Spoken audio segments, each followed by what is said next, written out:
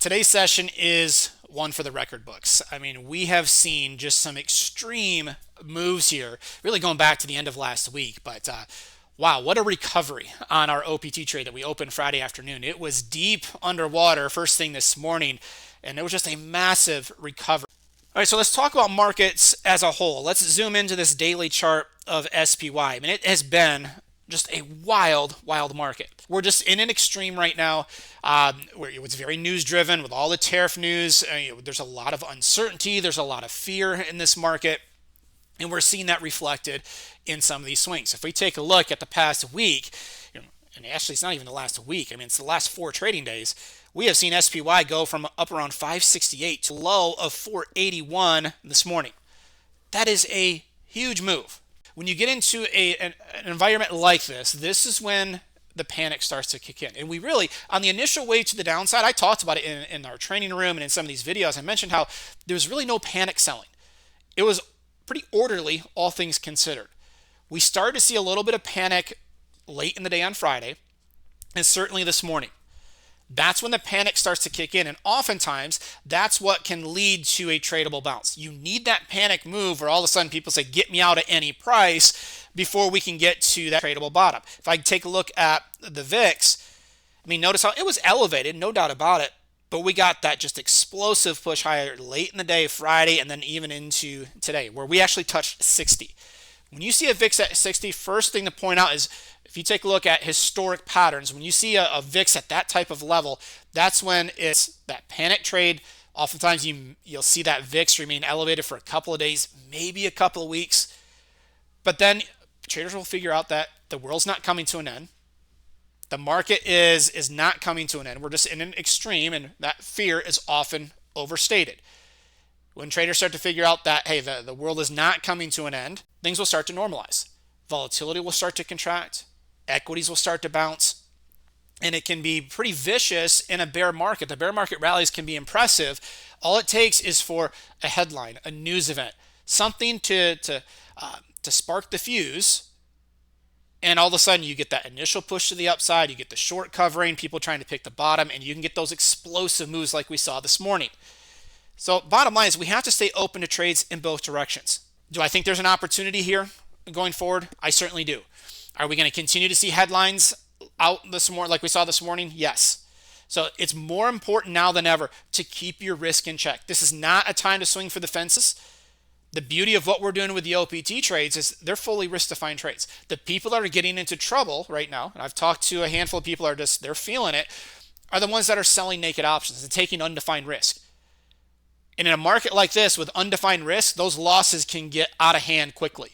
With what we're doing, I can take trades knowing that if I am dead wrong and the market does fall apart, I know what my max risk is right up front. And if I'm risking between 2 and 5% of my account per trade, one loss is not going to wipe me out. It's not going to be fun. No one likes taking losses, but it's just the next trade in the sequence. I'm going to be open to taking trades here going forward over the next week or two, and we'll probably have a mix of winners and losers. That's just part of trading, right? But knowing that every trade that we take puts the numbers in our favor, and we're going to do so in a fully risk-defined way. If you want to cut back on size, I don't blame you. I think that's smart. Right? We don't want to let that risk get out of check right now. But again, I don't like to go to the sidelines all that often. The one thing I will point out is that I'm never going to force a trade. I'm never going to force a trade strictly just for being active. Right? I want to make sure that we're taking high quality positions that put the numbers in our favor. And if we can continue to stay disciplined to that approach, we know that we're going to get through this volatility here with a nice profitable stretch. Across all of our swing trading systems on the option side at NetPicks, and we've had a nice stretch. So the volatility, it's made it a little bit challenging, but using the right strategies is just it's another reason why we like to teach the way that we do. And so on SPY, that 481.80 low from this morning, that is our line in the sand. That's the support level to watch. If we roll back over, we want to see how price reacts to that low. On the upside, if we continue to get this bounce, the first area to watch would be the 8-period EMA. It's currently sitting at 536.60 or so. If we get a test of that level, it's going to be a combination of price bouncing and that moving average is going to continue to move lower, right? And that'll happen the rest of today into tomorrow. I'd want to see how price reacts to that level if we end up getting up there here later today or tomorrow and test it. Volume is just explosive. I mean, we've already had 112 million shares trade, and it's not even 11 o'clock Eastern. And that's explosive volume. And that's on top of what we saw end of last week. The volume has been huge. That has not been an issue. The volume has returned in a big, big way. The range. The ATR down at the bottom is above 14. Not something you see all that often. That is certainly an extreme.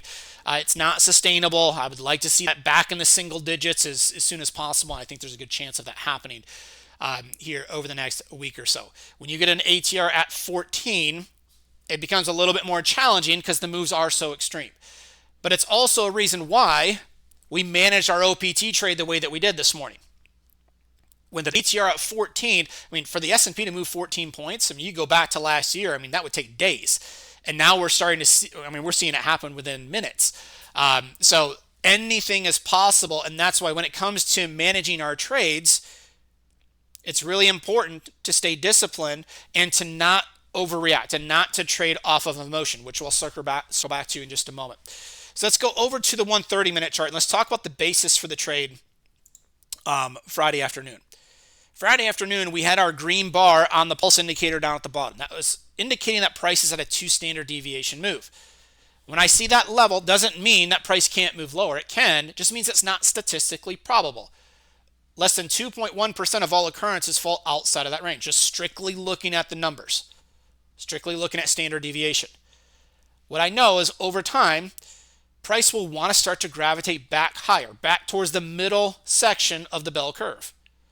I'm not looking at trying to predict news. I'm not looking at headlines. I'm just saying, hey, strictly based off of numbers and technicals, we're at an oversold condition that's of interest to me that could potentially lead to a bounce in the near term. I'm not saying it's a meaningful bounce that's going to lead to an explosive move higher over the next few weeks. But remember, OPT, all I'm concerned with is what's going to happen from the close one day to the open the following day.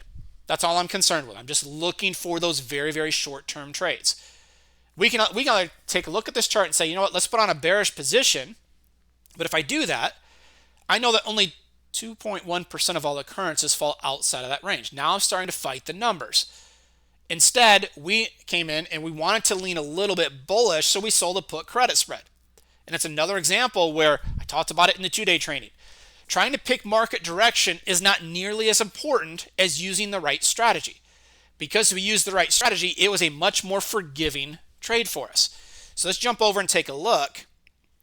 What we did on Friday afternoon, we sold the 501 499 put spread.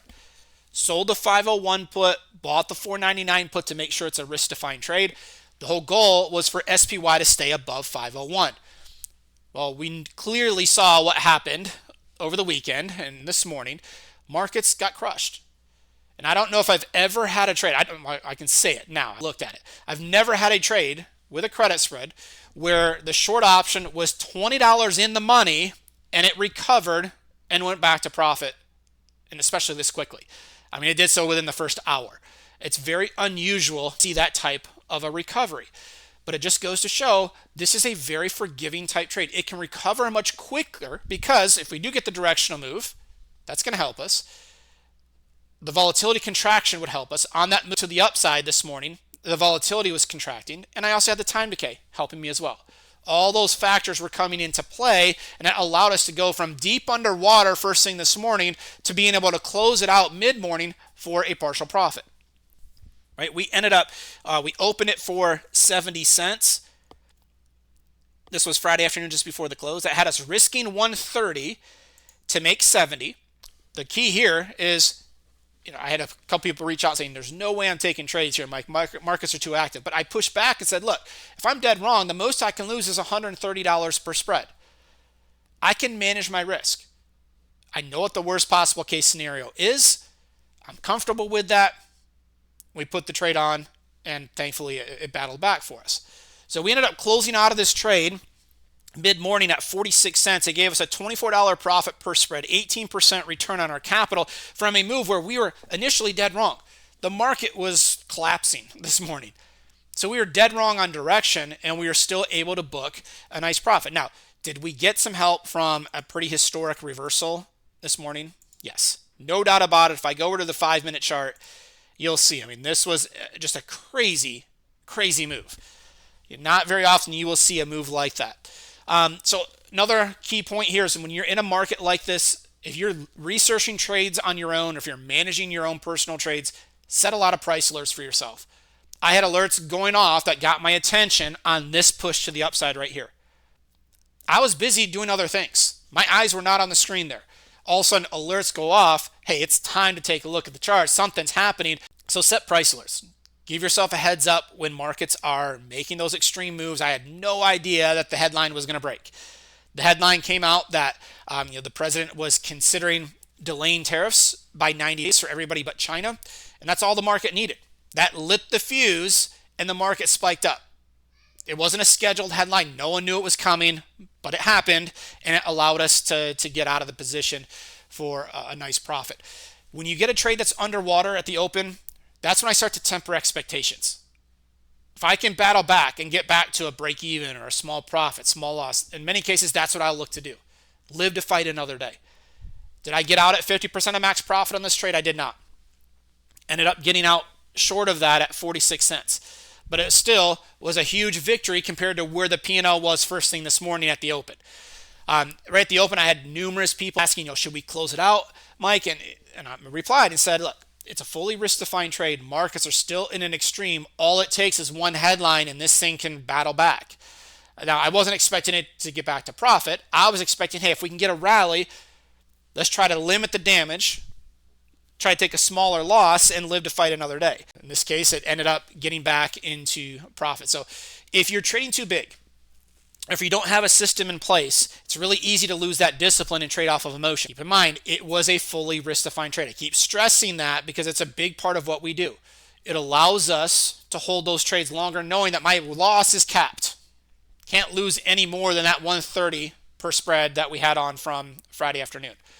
So that's allowed me to stay more disciplined, stay more patient, and it was rewarded. It's not always going to happen like that. There's going to be times that we stay patient and the trade ends up going against us the whole day, and we take a larger loss than earlier in the session. But in this case, we battled back, took the partial profit, and we move on to the next trade. For the rest of this week, there are a few news events to keep in mind. Thursday and Friday are the big ones. If I go to Thursday's session, Thursday we have the CPI number out pre-market. That's the next inflation number. Friday we have the PPI number. So Wednesday afternoon for Thursday, we'll probably hold off on taking a trade. We know that CPI number, it's a big one. It's caused some pretty big gaps in the past. Just knowing that the Fed watches that very closely for their decision on rates. So that's one that we'll try to avoid. But other than that, we'll definitely be looking to take trades. I'm not going to take trades just for the sake of being active. We're going to make sure that they're the highest quality positions that we can take.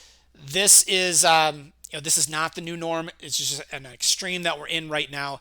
Everything discussed here is our opinion, and it is not to be taken as investment advice because we are not your financial advisor, nor have we considered your personal situation as your fiduciary. This presentation is for your education and entertainment only. Please review NetPicks' full risk disclaimer and privacy policy.